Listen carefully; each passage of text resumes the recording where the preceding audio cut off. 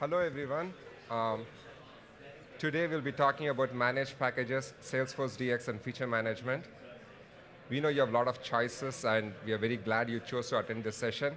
So the next 30 minutes, we'll try to make your time worthwhile and share some of the exciting stuff that we have built for you.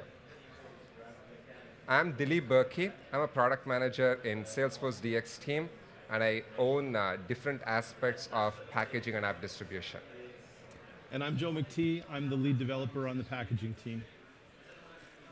This is a forward-looking statement that you all must have seen. Please make decisions based on existing technology. With that, we want to get started. We have quite a few things that we want to share with you. We'll try to have as few slides and as many demos as possible. We want to give you a quick overview of how managed packages and packaging in general works with Salesforce DX. Joe has a fairly detailed demo that he wants to show you to show the capabilities of what it does.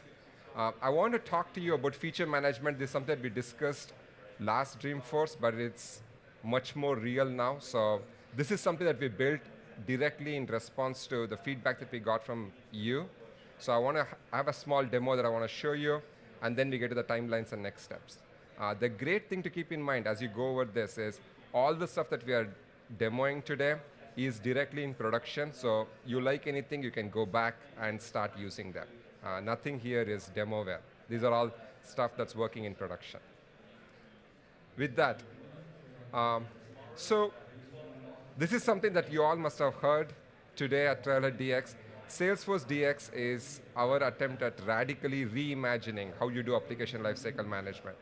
It's not an incremental step, it's an evolutionary step where we have spent a significant amount of time to look at application lifecycle management end to end and see how we can improve the development experience. So when we discuss about Salesforce DX, we fundamentally ask the questions, what can we do to make sure that when you're a developer working on Force.com, you truly feel good about working on our platform, as opposed to you're doing it because your company has bought Salesforce. So the fundamental premise of Salesforce DX is to use modern and open technologies and improve the development experience and improve your effectiveness and your team's effectiveness. We're introducing a brand new CLI, making significant improvements to the IDE, and introducing Scratch environments, which is going to dramatically improve your development experience as you start working on Force.com. We are also making significant strides towards providing you an easier continuous delivery and continuous integration processes. And we are streamlining packaging to be in line with Salesforce DX. And when we talk about this during the sessions, keep in mind there are two generations of sales packaging. There's a second generation of packaging that we'll be talking about tomorrow at 10 a.m. This is about the managed packages that you're all using. So we continue to invest in both these technologies as we go ahead. And this session is about how you can use your current managed packages in Salesforce DX context. Okay, hello everybody. As I mentioned earlier, my name is Joe McTee. I'm the lead developer on the packaging team. And I got to tell you, this is an awesome team I'm working with, and we're really excited to show you this stuff. As you've probably heard about Salesforce DX already, this is revolutionary. We figured out in Salesforce, here's how we're going to help you do modern software development using Salesforce. And what we wanted to make sure in managed packages is that we supported that as well. So you've got the revolutionary Salesforce DX, but we've got an evolutionary step in managed packages to get there. Before we start, this is going to be the Reader's Digest version of this demo, and Dilip and I are going to put a blog together. It'll be out so that you'll be able to see all of the nitty-gritty details that I can't show you today due to time. Also, you're going to watch, I'm going to be typing some very short strings that become very long strings. I'm using an app called aText to do my text expansion, but we will go through the actual commands that you would need to type in detail as we go through the demo. So what we see here is the software development cycle, and we'll see how each of these pieces works with managed packages in Salesforce DX. So to start with, I'm in a, oh, I can't see that very well. Okay, I'm in a package, I'm in a project where we've got some source code. And the story behind this is we're using the Dreamhouse app, which is a real estate application. This is near and dear to me right now. I'm in the middle of selling a home in Colorado. And so some of this stuff I've got a little bit of experience with, and we actually found a small bug in this application. So I'm supposed to package it, but before I do, we need to fix this little bug, and I'll show you how to do that, and we're going to see there's a couple of ways that you can change code depending on what you feel like doing inside of Salesforce DX. So we'll go there.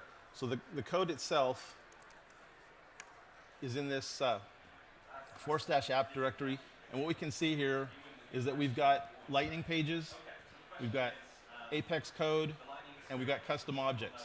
So this is all the stuff that you're familiar with already, and we just brought it down from GitHub into this project here. And now we're going to go open an org.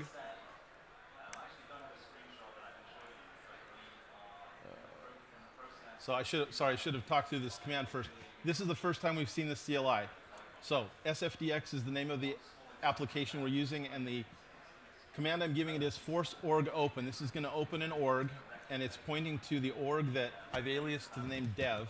This is a scratch org. It's a temporary org. We're going to do all of our software development inside of this org.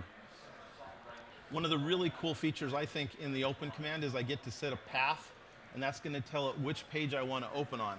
Minimizes the amount of UI navigation that you need to go. So we come over here, and all of the code that you saw in that tree that I just did is actually up here in this scratch org. We did a push of this ahead of time. And in particular, we're interested in the property object. This is a custom object for this application, and it just basically represents a house.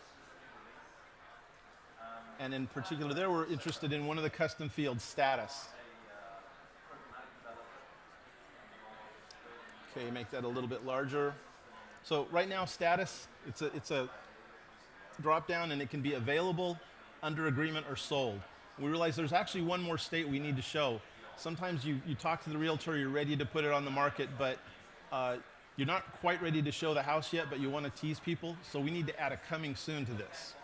So I'm going to go back to our CLI. This is back on my computer. This isn't up in the org.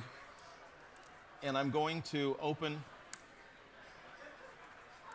one of the source files. And this is that status field. This is the custom field there. And we can see available, under agreement, and sold. So I'm just going to add one more. And this is an editor. That's another cool thing about Salesforce DX. I happen to like a text editor. Some people like their IDEs, Eclipse, IntelliJ. It's really up to you what you want to use to edit your code with. So we'll add coming soon here.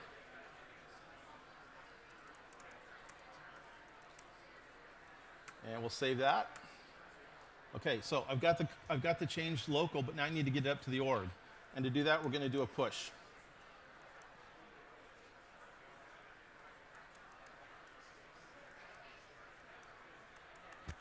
Okay, we're going to do a push. I promise. There we go. Okay, again, I'm pushing. This is another CLI command, source push. And again, I'm targeting the org that is alias to the dev name. So I run that command, and it's going through the source code. And what's cool here is it's going to find out what we changed. The only thing we changed was that status field. That's the only thing it pushes. So it's optimizing your experience, only doing the work that it has to do. And then when we come back over here to this org and refresh it,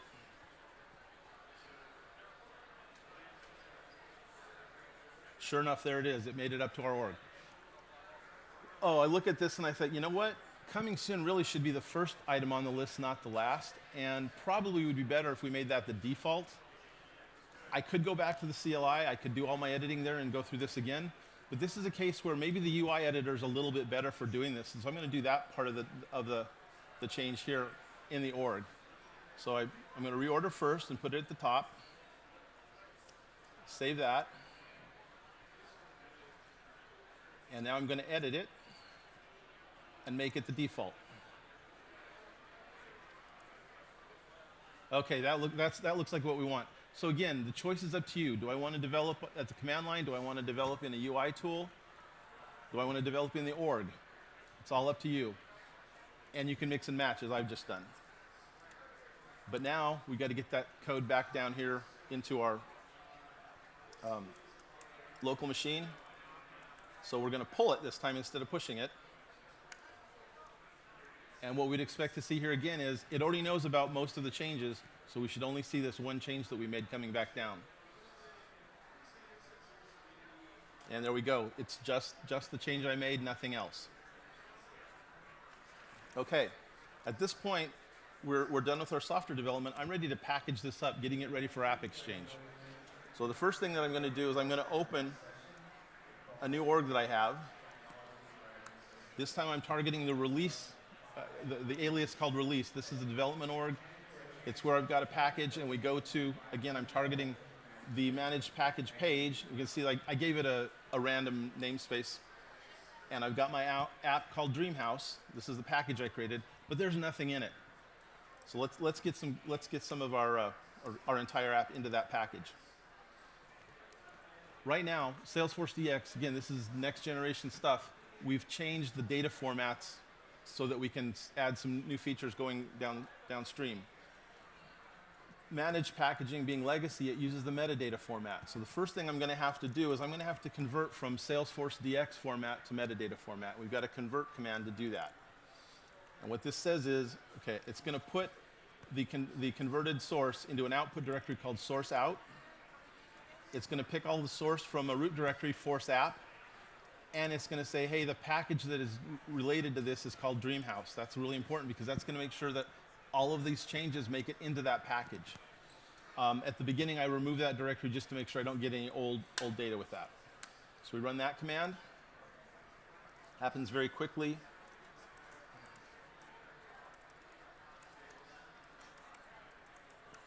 Okay, if we look at that, again, here's all that same code, but now it's in metadata format instead of Salesforce DX format. Okay, done that. Now we're ready to deploy it. And this is going to put it up into our release org. So this is the metadata deploy command. It says I'm going to get the source out of the source out directory. I want to put it into the org that is alias to release. And I've got this wait option too. It's going to basically say I don't want to poll. Give me 2 minutes. If it finishes then I don't need to do anything else. And we'll see actually status coming back. We'll talk a little bit more about that wait command in the next example. But right now we're pushing the data up to the org. And it's usually pretty quick.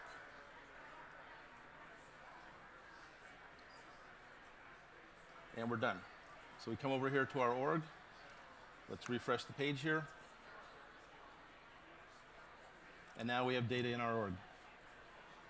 Okay, so I now have a managed package. I've got the source in it. The next thing we want to do is create a package version that someone can install in their org. And if we look at our versions right now, there's nothing there. So there's nothing to install. We need to create one of those. So we come back to the CLI, and we're going to now run the create command. Okay, the create command, it's going to, that didn't come out very well. It's going to create the package ID. We give it the package ID, excuse me.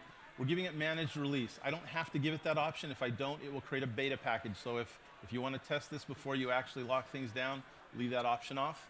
I give it a name, and I give it a description. Now, I didn't give it the wait command. So what's going to happen is it's going to return immediately, and it gives me the status command. And I'm going to really quick try and run this so hopefully we can see. Yeah, it happened too fast. If it hadn't finished its upload, if it's a larger package, you would actually see still in progress. So you've got a choice. You've got the wait command that basically says, give it some time, don't come back until it's done. Or you can not give it that, and you can do these polling. And it really comes down to what do you have in your continuous integration system? How did you write your scripts? You can use either one. Again, the choice is yours, which option you want to choose. So we come back over to our org, and we look at it. And we look at our versions, and now we have a version ready for upload. So we now have a managed package that can be installed in an org. And we're done with our release org at this point. And now what we want to do is we want to test installing that into a test org. I've got another scratch org. Again, these scratch orgs are temporary throwaway orgs that you create just to do your testing or your development with. So I open it up. This time I'm looking at what packages are installed in the org. And at this point, since this is a fresh, clean scratch org, I don't expect anything to be installed into it. And there's not. So now let's go install it.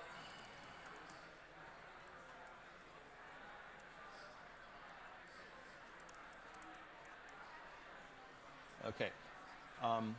Giving it the 04T of the package version that we created. Again, we're pointing at the org that's alias to test, and we're installing it. I'm using the wait command this time. I didn't want to poll again, so we'll just let it finish. This takes just a couple of seconds. While we're waiting for that, let me just recap. When you're doing development, you get to choose your development environment, your IDE, your editors. Scratch orgs, they're throwaway orgs that you use and then you're just done with. And it's really important, you can do your development where you want to. If it's easier to do the development on your box, do it there. If it's easier in the UI, do it there. Okay, so the package installed successfully. Let's go look at this org again.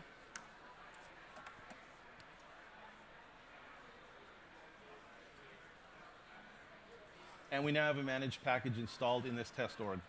So since it's installed there, let's look at the actual application that we just installed. We now have it in our app launcher. I pick it. We're now in the Dreamhouse app. It's installed in this org. If I go to properties and I create a new property, we see that now the status says coming soon, and all the other three are there, but coming soon is the default, so we can see that my change made it all the way from not existing to in here, and this was, what, 10 minutes? So cool stuff. And that's my demo. Hey, thanks, Joe. Thanks, Joe. One of the things, I think this is the first time when we are demoing an end-to-end automation of packaging, which we are really excited about. As Joe went about showing the whole stuff, do you want to, okay. Showing the whole stuff. The thing that is very important is that now you can use any kind of scripting to automate this end-to-end flow. And as part of upcoming releases, we'll continue to enhance. All of this is available as part of Salesforce DX beta. So if you're not already part of it, please join it. Give us feedback. That's a success community. We are constantly monitoring it. So as you start using it, I can give you 2 examples where we enhance this flow directly based on the SFDX, Salesforce DX pilot feedback. The first thing was when we pushed metadata into the packaging org, we're not automatically adding it to the package. And that's something that we fixed to provide that end-to-end automation. The second thing was around password. Like if you have a package that has a password protected thing, we were not offering that in the CLI. Again, that's something that we have fixed. So in most use cases, you should be able to do this continuous, repeatable, end-to-end automation using this. So we would love to hear from you what thoughts you have towards how we can enhance this, because our goal is to make sure that managed packages continue to be automatable in the Salesforce DX context. With this, I'm going to switch gears now and talk about another feature. That's something that we built, again, directly in response to a lot of conversations that I've had with you about a fundamental limitation that you felt was there in the packaging framework that I'm happy to say that we're fixing as part of this. And that's feature management. So if you really get to feature management, in Salesforce, when we are developing any feature, the first thing that we do when we develop the feature is to create a feature bit or a feature setting so that we can use that to control who gets access to the feature. Unfortunately, when it comes to packaging, that same capability does not exist. The moment you put anything in a package, it's odd, and when customers upgrade to that version, they all have access to all the functionality. The fundamental premise of feature management is to provide you an ability to describe or encapsulate your app as a set of features. And some of the use cases that we thought of when we started looking at how to do feature management was around pilot features. You have a feature that you're developing, but you don't want to give it out to all your 10,000 customers. You want to pilot it with a set of customers, get feedback, iterate over it, and then distribute it to the rest of your customers. The second thing was dark launches, where you have developed something, but one small feature is not fully complete. You don't want to pull it out of your package, but you want to keep it in a somewhat hidden state when you deploy to your customers. This is something that's an ongoing initiative. We support protection of custom objects. We want to still extend it to other component types. And the third option is the multi-step enablement process. And again, Salesforce best practice that we are now providing capabilities for you to do. Whenever Salesforce develops any features, we usually deploy them in customers in an activated state, but not enabled state. And we want the sysadmins to enable it. And feature management makes it much easier. The other thing that we were very particular when we developed feature management was not to build it in vacuum, not to have it as another feature that you have to adopt fully. Instead, we thought, how can we develop this capability as an add-on over all technologies that you're already familiar with? So when you look at feature management, you have capabilities for defining these feature settings in your packaging org. These are new metadata types that are packageable, just like workflow or record types. Once you do that, we will automatically transport those feature settings to your license management org. For feature management, we've developed an extension package to LMA called Feature Management App. So now, in your license management org becomes a feature activation console from where you can activate features for select customers. This is a fundamental gap that was not possible until we developed this, where from your license management org, you can activate or set features in your customer's org. Not only that, the other feedback that we have consistently heard is, I don't know which aspects of my app my customers are using. So we have the loop back, which is what we call the activation metrics, whereby if your customer enables or starts using some of your features, you get the feedback loop back to know which customer is using what aspects of your feature. So let me go ahead and demo this and give you a flavor of how this works. This is something that we are piloting in summer 17, so if any of you are interested, you're more than welcome to join the pilot program. So to set the stage, I will have to unfortunately move from browser to browser because I have the packaging org, the license management org, the subscriber org, but I'll try to keep this as simple as possible. So here what you're seeing in Chrome is a customer that has installed a bunch of apps. So in this case, the customer has installed an app that they're using to view albums. And you can see it has a basic set of functionality. But the team that owns this album app has built additional capabilities to provide enhanced slideshows. And they don't want to launch this feature to all their customers. They want to pilot this.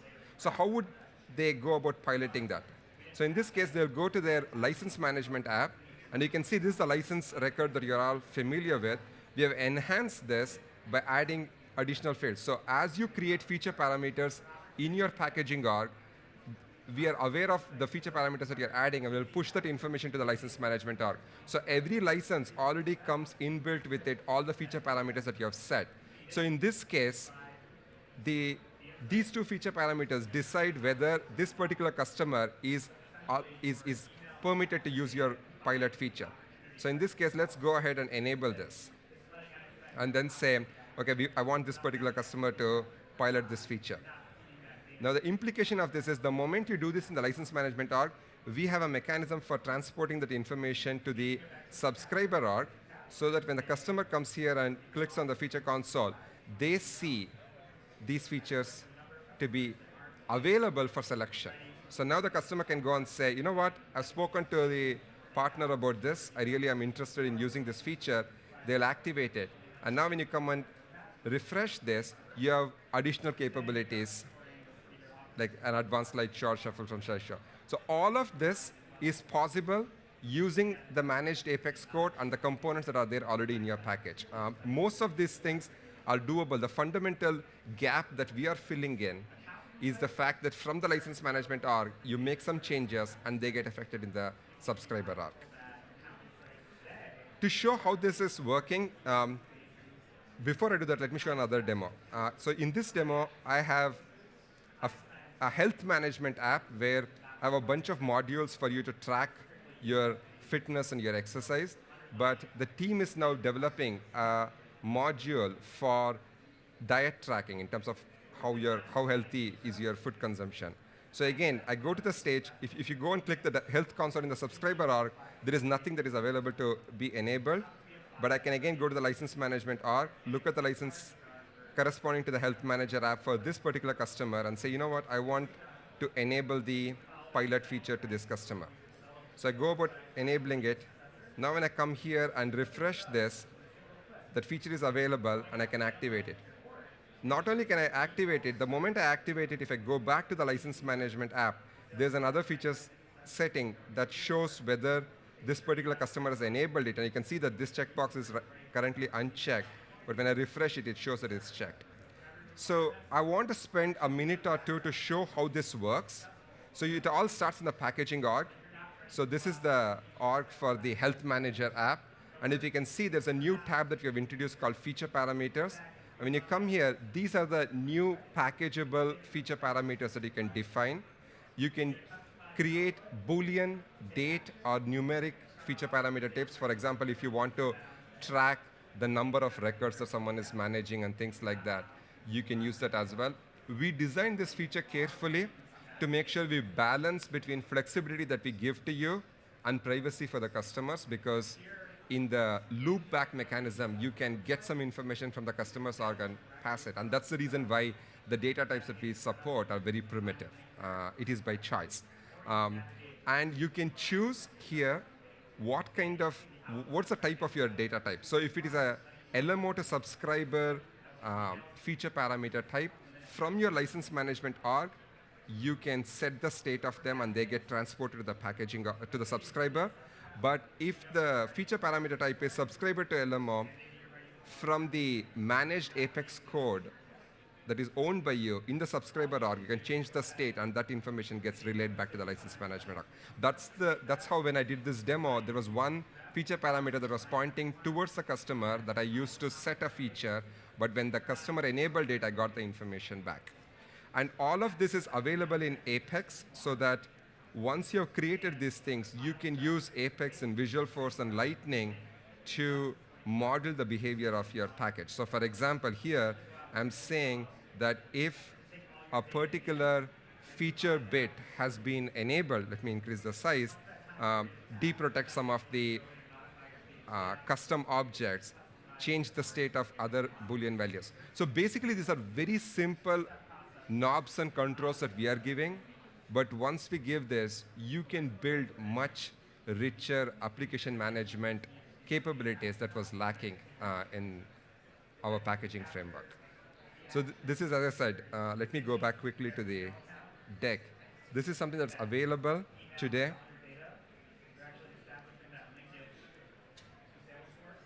So feature management is something that we are piloting. The Salesforce DX and all the changes that you saw Joe demo is available in beta.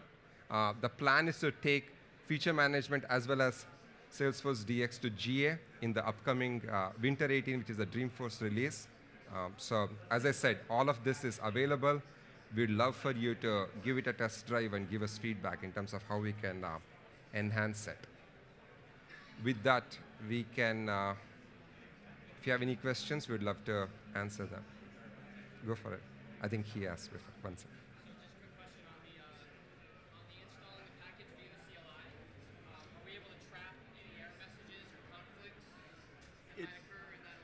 It does come back with error messages.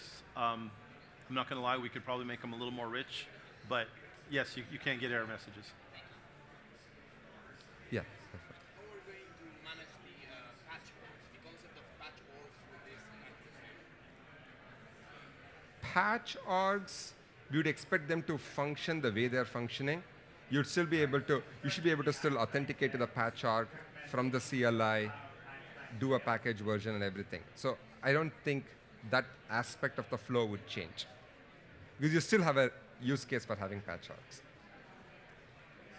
Is there a way to default maybe the packages that will be spun up with your scratch orgs, so you don't have to manually import them? Can you like just automatically kick them off when you spin up your scratch orgs? That's something that we have heard many times. The ability to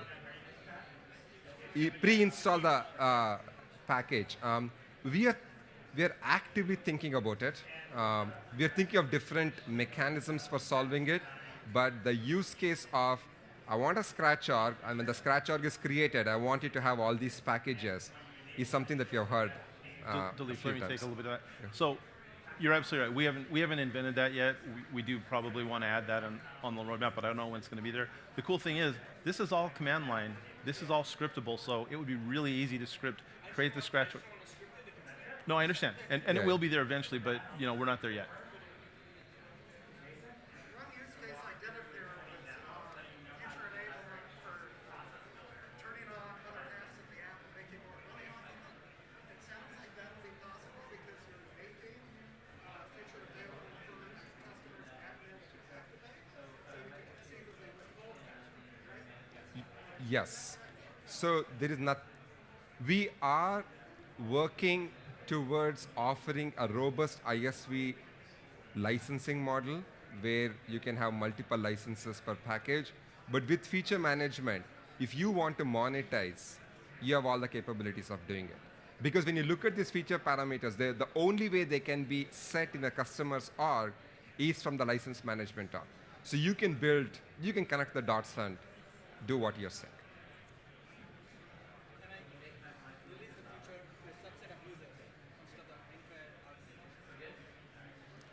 That's something that we discussed internally.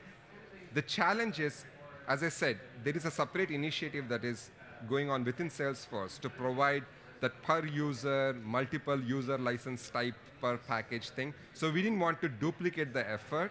So this was solving the fundamental concept of activating features for a particular org, and we didn't want to go down the user level route. But that's something that's been actively worked upon.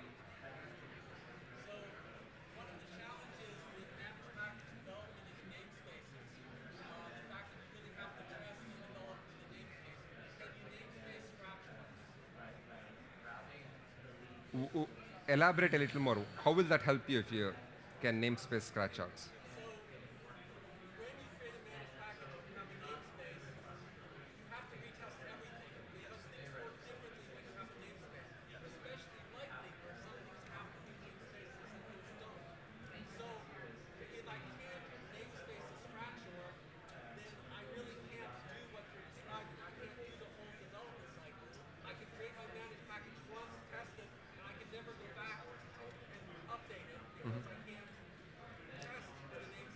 So this is a problem that we are solving, I would say, in somewhat two phases.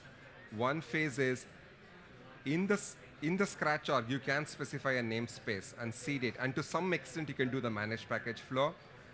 But as I said, we are also working on what we call the second generation packaging. And in the second generation packaging, you can have multiple packages associated with the same namespace. So it becomes very easy for you to take the same set of metadata, push it to these different packages. So instead of having, here's my fake namespace and here's my real namespace, you can have your real namespace and say, I have this test package and here is my real package, and build much richer constructs around that. Come tomorrow at 10 o'clock. We'll talk about second generation packaging. And that's all about how you can do. Right now, yes, I agree with you. There isn't a seamless solution. Yep.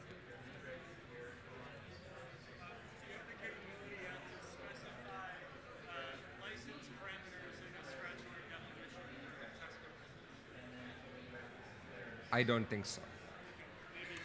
Yes. Just 1 second, he's asking.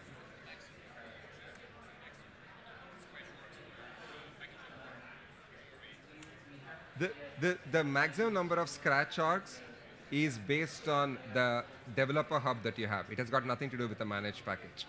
So I think in the beta program, they would have it may be about, there are certain limits that has been communicated, 10 a day, I believe. which is what it is. The basic set that you have now, there is a free model. I don't think we have publicized the pricing for the non-free model, but there is definitely a flavor of Salesforce DX that's available for free. I think he had a question. Just 1 second. Yeah. Sorry.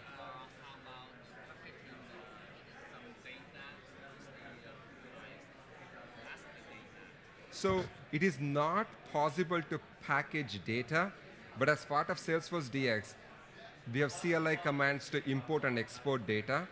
So again, as Joe was saying, you can script that whole stuff up so that if you have a QA that has to go and test, they get a scratch arc, the package is installed, the test data is loaded, and they're ready to go. We'll actually put some more information in our blog about how to do that.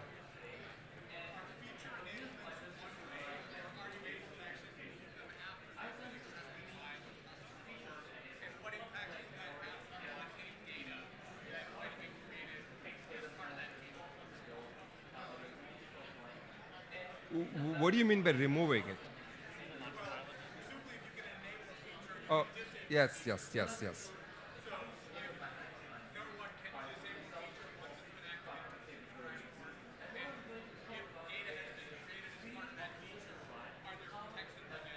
Yes, so we did think a lot about this. The feature itself can be activated and deactivated because deactivation of a feature will not delete any data. But when it comes to protection and deprotection, there is a concept of protecting custom objects.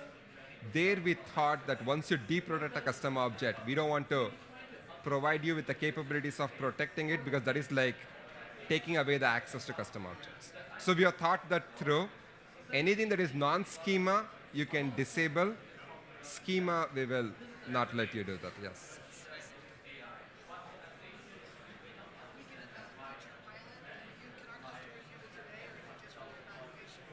So once we go GA in Winter 18, we will enable you to use it with your real packages and real customers.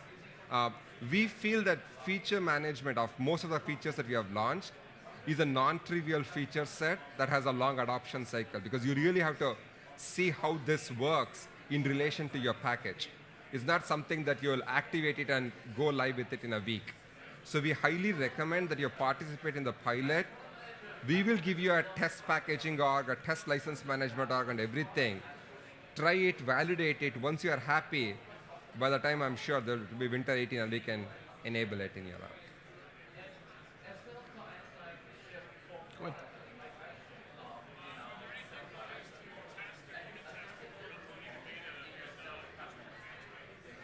You can, with Salesforce DX, you can run Apex tests using the CLI before you upload.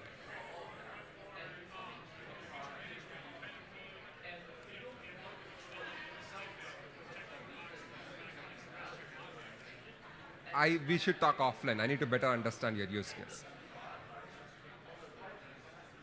Anything else?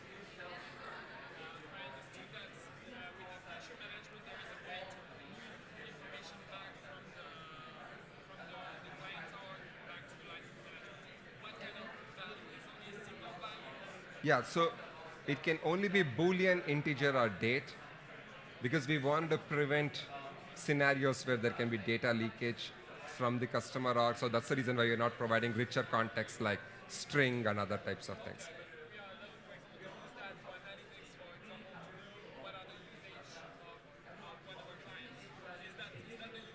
Yes.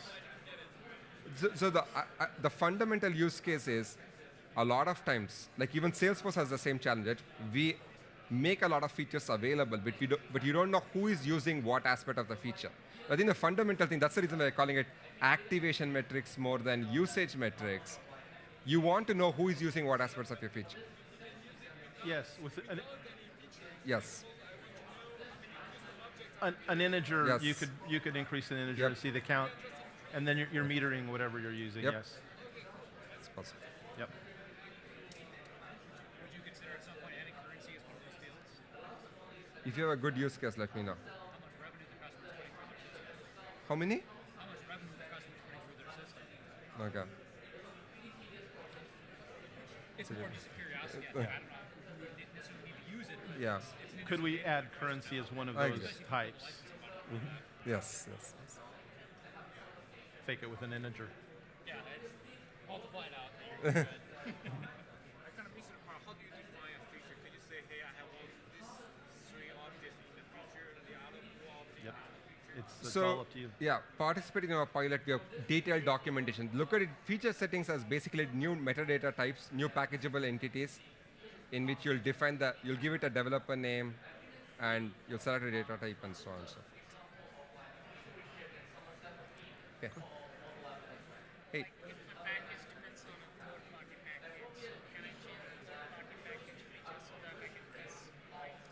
No, the way feature management is designed, it works within your namespace, within your package. So you can't use feature settings to effect changes in a package that you don't own. But in my package depends on the third-party package. Okay? So this scenario you run of testing by creating a scratch org. You can definitely install it in your Scratch org when you want to do your testing, yes. If that's, okay, if you're talking about managed packages, install it in your Scratch org, test it there. If you're talking about feature management, even if you've got it disabled, they would have to have that package installed. Only in the scratch. Okay, then yes, you can definitely do that. And that came back to this gentleman's question over here, can we automatically specify that? We can't right now, you'd have to script it. Hey, thank you so much. Thanks for everybody, really attending. appreciate Thanks. it. Thanks.